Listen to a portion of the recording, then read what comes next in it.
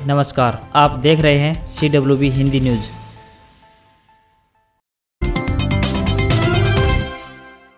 दो दिनों से कांग्रेस महासचिव प्रियंका गांधी के साथ सीतापुर में पुलिस गिरफ्त में रह रहे सांसद दीपेंद्र हुड्डा ने सरकार से सवाल पूछा है कि क्या इस देश में मृतक किसानों के परिजनों के आंसू पोंछना अपराध है? यदि नहीं तो किसानों को निर्ममता से कुचलने वाले आजाद और कुचले गए किसानों के परिजनों के आंसू पूछने वाले पुलिस गिरफ्त में क्यों हैं? क्या दुख की इस घड़ी में किसानों के साथ विपक्ष खड़ा भी नहीं हो सकता है? क्या इस देश की संसद ऐसे दिल दहला देने वाली घटना पर मूक हो जाएगी? उन्होंने कहा कि देश की जनता के लिए सोचने का समय आ गया है कि वो कुचलने वालों को साथ देगी या कुचले जाने वालों के लिए लड़ेगी। इलाहाबाद उपचुनाव को लेकर कांग्रेस पर्यवेक्षकों ने उम्मीदवारों को लेकर हाईकमान को सौंपी रिपोर्ट। बताया कि कौन टिकट के हैं प्रबल दावेदार। इलाहाबाद उपचुनाव को लेकर कांग्रेस द्वारा नियुक्त किए गए पर्यवेक्षक सिरसा पहुंचे। सिरसा में लगातार 2 दिन पार्टी उम्मीदवारों को लेकर कार्यकर्ताओं, स्थानीय नेताओं के साथ साथ क्षेत्र में जाकर आमजन से भी राय जानी। इलाहाबाद क्षेत्र के कई गाँव के अलावा इलाहाबाद शहर में आम लोगों से भी पार्टी के संभावित उम्मीदवारों को लेकर सलाह मशवरा किया। 2 दिनों की राय मशवरा के बाद मिली फीडबैक को आधार बनाते हुए पर्यवेक्षकों ने अपनी रिपोर्ट हरियाणा कांग्रेस के प्रभारी विवेक बंसल को सौंप दी है। इस रिपोर्ट के बाद प्रदेश कांग्रेस अध्यक्ष कुमारी शैलजा, हरियाणा प्रभारी विवेक बंसल व विधायक दल के नेता भूपेंद्र सिंह हुड्डा किसी एक उम्मीदवार का नाम फाइनल करेंगे। यहाँ यह भी गौर करने वाली बात है कि इलाहाबाद विधानसभा के लिए इस समय कांग्रेस टिकट के लिए 3 उम्मीदवार मुख्य रूप से रेस में हैं। पूर्व विधायक भरत सिंह के अलावा हाल ही में भाजपा छोड़कर कांग्रेस में आई पवन बेनीवाल के अलावा पूर्व उप प्रधानमंत्री चौधरी देवलाल के बड़े भाई चौधरी साहबराम के छोटे पोते कैप्टन अमरदीप सिहाग भी टिकट के प्रबल दावेदार माने जा रहे हैं। सावधान, ठगने के लिए फोन पर मैसेज भेज रहे हैं साइबर अपराधी। आम नागरिकों को चूना लगाने के लिए साइबर अपराधी तरह तरह के तरीके इजाद कर रहे हैं। अब मोबाइल सिम KYC के नाम पर लोगों को ठगने का प्रयास किया जा रहा है। आए दिन लोगों के पास KYC अपडेट कराने संबंधित मैसेज आ रहे हैं। साइबर एक्सपर्ट ने लोगों को इस मामले में जागरूक होने की सलाह दी है। मैसेज में कहा गया है कि प्रिय ग्राहक, आपके दस्तावेज पेंडिंग है। एक नंबर भी दिया गया है जिस पर शीघ्र ही कॉल करने को कहा जाता है। ऐसा न करने पर 24 घंटे के भीतर सिम डीएक्टिवेट हो जाएगी। इसलिए लोग इस तरह के किसी भी मैसेज पर भरोसा न करें। यदि कोई शंका हो तो नजदीकी सिम स्टोर पर जाकर जानकारी लें। एक्सपर्ट ने कहा है कि इन फ्रॉड मैसेज में दिए गए नंबर पर यदि कोई यूजर कॉल करता है तो साथी उसे अपनी बातों में उलझाते हैं, फिर मोबाइल को अपने नियंत्रण में लेकर वारदात कर देते हैं। इसलिए लोगों को बहुत जागरूक होने की जरूरत है। हरियाणा के मुख्यमंत्री मनोहर लाल ने कहा है कि हर कार्यकर्ता अपने आसपास के 10-10 गरीब परिवारों की सूची तैयार करे ताकि सरकारी योजनाओं का लाभ वास्तविक लाभ पात्र परिवारों तक पहुंच सके। इस मौके पर सांसद नायब सैनी, पूर्व मंत्री कर्णदेव काम्बोज, यमुनानगर के मेयर मदन चौहान, पूर्व चेयरमैन रमेश कश्यप आदि प्रमुख रूप से उपस्थित रहे। मुख्यमंत्री ने कहा कि गरीब परिवारों का आर्थिक उत्थान हमारी प्राथमिकता है, इसलिए हर कार्यकर्ता वास्तविक गरीब परिवारों की संतुष्टि करे ताकि किसी भी कारण से सामाजिक व आर्थिक रूप से पिछड़े व्यक्ति का उत्थान हो सके। उन्होंने कहा कि गरीब परिवार की पहचान के लिए परिवार पहचान पत्र के माध्यम से सर्वे किया जा रहा है। उन्होंने कार्यकर्ताओं से इस सर्वे में सकारात्मक सहयोग करने की भी अपील की।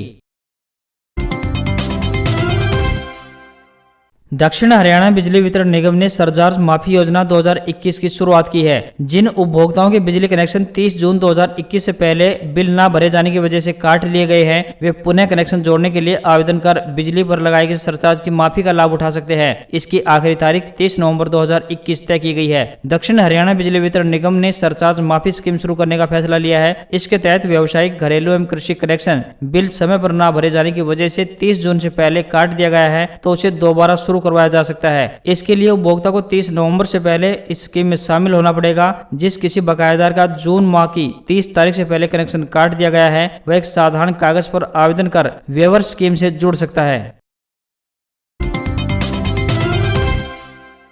2 साल बाद प्रो कबड्डी लीग सीजन 8 की तारीख का ऐलान हो चुका है। 22 दिसंबर से प्रो कबड्डी लीग की शुरुआत होने जा रही है, जिसका पहला मुकाबला बेंगलुरु में खेला जाएगा। इस लीग में 12 टीमें हिस्सा लेंगी, जिनके बीच कई रोमांचक मुकाबले होंगे। इस साल PKL 2021 में दर्शकों की एंट्री बैन रहेगी। कोरोना महामारी के चलते 2020 में इस लीग का आयोजन नहीं किया गया था।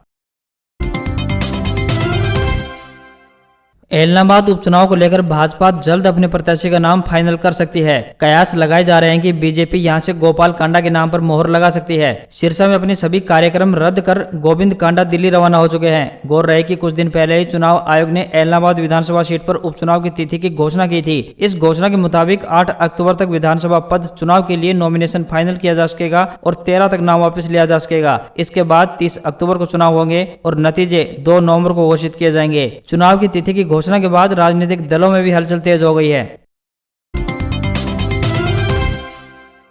हरियाणा के कच्चे कर्मचारियों के लिए खुशखबरी। अब हर साल 5% तक बढ़ेगा डीसी रेट। हरियाणा में कच्चे कर्मचारियों के लिए खुशखबरी है। अब उनके डीसी रेट अब हर साल 5% तक बढ़ेगा। पूरे प्रदेश को 3 जोन में बांटा गया है। जिलों की बजाय जोन के अनुसार डीसी रेट तय किए जाएंगे। मकान का किराया, सब्जी की कीमतें, स्कूल फीस के आधार पर डीसी रेट निर्धारित किया जाएगा। जिलों को 3 श्रेणियों में बांटा गया है। ए श्रेणी में गुरुग्राम, फरीदाबाद, पंचकुला और सोनीपत तथा बी श्रेणी के शहरों की बात करें तो पानीपत, झज्जर, पलवल, करनाल, अंबाला, हिसार, रोहतक, रेवाड़ी, कुरुक्षेत्र, कैथल, यमुनानगर, भिवानी और जींद को रखा गया है। वहीं बात करें सी श्रेणी की तो महेंद्रगढ़, फतेहाबाद, सिरसा, नूंह और चरखी दादरी जिलों को सी श्रेणी में रखा गया है। 3 श्रेणियों और 3 ग्रुपों में तय किए जाने वाले इन रेट के कारण कर्मचारियों की तनख्वाह न्यूनतम 17,390 से लेकर 22,420 रुपए कर दी गई है।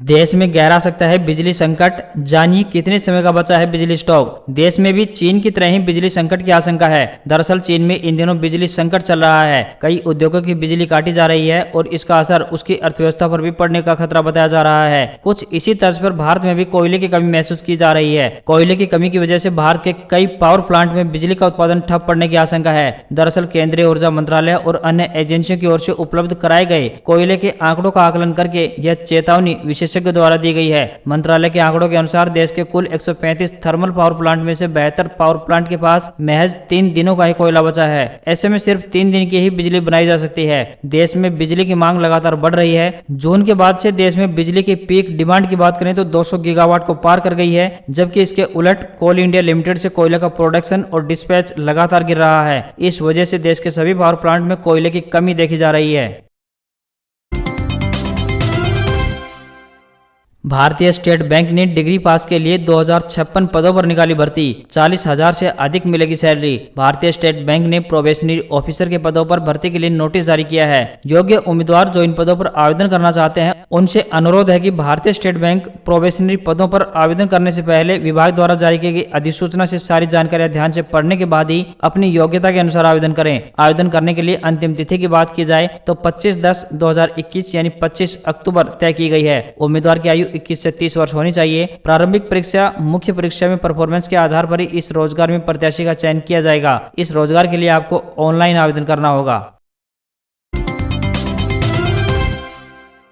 राजस्थान में बुधवार यानी आज से मानसून की विदाई शुरू हो जाएगी। पश्चिमी राजस्थान में बन रही परिस्थितियां बीकानेर, जोधपुर संभाग से मानसून की विदाई के लिए अनुकूल हैं। उत्तर क्षेत्र में पाकिस्तान की सीमा पर बने साइक्लोनिक सर्कुलेशन ने उत्तरी राजस्थान के जिलों में बारिश की एक्टिविटी बढ़ा दी है। इस प्रभाव के कारण बीते 24 घंटे में श्रीगंगानगर और हनुमानगढ़ जिलों में अच्छी बारिश भी हुई है। मौसम विभाग की माने तो राजस्थान में 6 अक्टूबर से मौसम अधिकांश जगह शुष्क रहेगा। पश्चिमी क्षेत्र से एक बार फिर गर्म हवाएं चलनी शुरू होंगी। वर्तमान में पश्चिमी राजस्थान के जैसलमेर, बीकानेर, बाड़मेर, गंगानगर क्षेत्र में अधिकतम तापमान की बात की जाए तो 34 डिग्री से लेकर 38 डिग्री सेल्सियस के बीच बना हुआ है। पटवारी भर्ती में पद बढ़े। राजस्थान कर्मचारी चयन बोर्ड ने 951 पदों में किया इजाफा। 23 और 24 अक्टूबर को 2 पारियों में होगा पेपर। 3 घंटे की होगी परीक्षा। राजस्थान कर्मचारी चयन बोर्ड में पटवारी भर्ती परीक्षा में 951 पदों में इजाफा किया गया है। अब 23 और 24 अक्टूबर को 5,378 पदों के लिए सीधी भर्ती परीक्षा का आयोजन किया जाएगा। इसमें 3 घंटे की 2 पारियों में परीक्षा का आयोजन होगा। बोर्ड के चेयरमैन हरिप्रसाद शर्मा ने बताया कि 23 अक्टूबर को पहली पारी की परीक्षा सुबह 8:30 बजे से शुरू होकर 11:30 बजे तक चलेगी। दूसरी पारी की परीक्षा दोपहर 2:30 बजे से लेकर शाम 5:30 बजे तक आयोजित की जाएगी। इसी तरह 24 अक्टूबर को भी इसी समय 2 पेपर होंगे। बता दें कि पहले पटवारी भर्ती 4,421 पदों के लिए आयोजित होने वाली थी, लेकिन सरकार ने पदों की संख्या बढ़ाकर 5,378 कर दी थी। इसके लिए 15 जुलाई से 29 जुलाई 2021 तक आवेदन मांगे गए थे। नवजोत सिंह सिद्धू की पंजाब कांग्रेस प्रधान पद से छुट्टी हो सकती है। उन्होंने एक हफ्ते पहले ही इस्तीफा दे दिया था, जिसे कांग्रेस हाईकमान मंजूर कर सकता है। इसके लिए सीएम चरणजीत चन्नी दिल्ली में हैं। उनके साथ सांसद रवनीत बिट्टू और कुलजीत नागरा भी मौजूद हैं। सिद्धू का इस्तीफा मंजूर करने के बाद बिट्टू या नागरा में से किसी एक को पंजाब कांग्रेस का प्रधान बनाया जा सकता है। कांग्रेसी सूत्रों के मुताबिक सिद्धू के जिद्दी रवैये से नाराज कांग्रेस हाईकमान ये फैसला ले सकता है। तीनों की सोनिया गांधी से मुलाकात हो सकती है, हालांकि आधिकारिक पुष्टि इस मीटिंग के बाद ही होगी।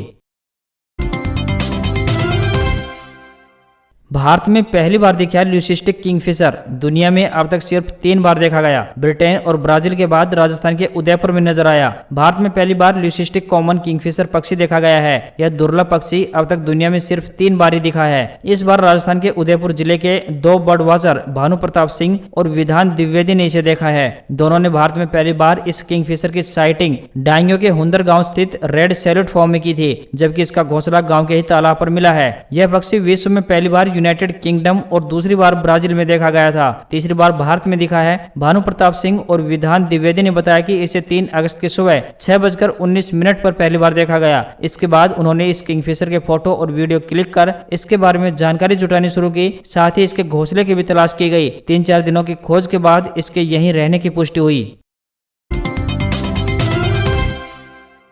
18 महीने 27 दिन के बाद अटारी बॉर्डर पर बनी गैलरी में दर्शकों की आवाजें गूंजेंगी। बीएसएफ ने नई गाइडलाइन के साथ रिट्रीट सेरेमनी लोगों के लिए शुरू कर दी है। सोमवार को पहले दिन जब बीटिंग द रिट्रीट सेरेमनी देखने पहुंचे 10,000 के करीब सैलानी गैलरी में बैठे और उन्होंने भारत माता की जय के नारे लगाए तो एक बार फिर सरहद गूंज उठी। लेकिन 35,000 दर्शकों वाली गैलरी में फिलहाल 15,000 के करीब सैलानी ही बैठ पाएंगे। बीएसएफ की नई कोरोना गाइडलाइन के अनुसार फिलहाल 50% दर्शकों को ही अनुमति मिलेगी। गौरतलब है कि कोरोना महामारी की पहली लहर के साथ ही 7 मार्च 2020 को बॉर्डर पर रिट्रीट सेरेमनी को बंद कर दिया गया था।